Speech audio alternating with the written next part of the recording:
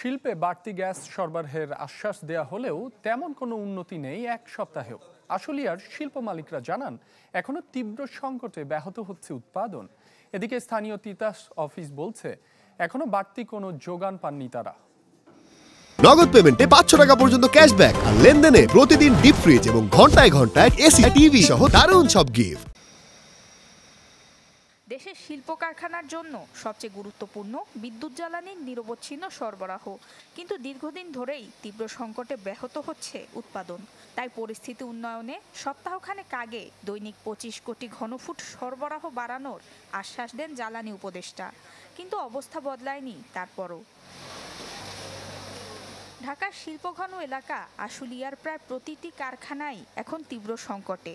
শিল্প মালিকদের অভিযোগ, উপদেষ্টার আশ্বাস রয়ে গেছে কাগজে কলমে, ফলে উৎপাদন নিয়ে শঙ্কায় তারা।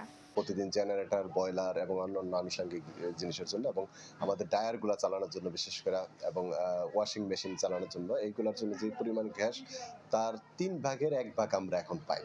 এদিকে কারখানায় ঠিকমতো উৎপাদন না হওয়ায় দুশ্চিন্তায় শ্রমিকরাও। আমাদের কোম্পানি এখন ডিজেল দিচ্ছে, ডিজেল দিয়ে আমরা জেনারেটর চালাচ্ছি, তো ডিজেলে অনেক খরচ, আমাদের অনেক ক্ষতি হচ্ছে। গ্যাস না থাকলে আমাদের প্রোডাকশনে ক্ষতি হয়।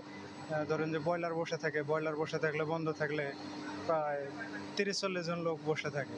আশুলিয়ার তিতাস গ্যাস কর্তৃপক্ষ বলছে, নতুন করে সরবরাহ বাড়ানো যায়নি গেল 1 সপ্তাহে, তাই অপেক্ষা করতে হবে সরকারি সিদ্ধান্ত বাস্তবায়নে।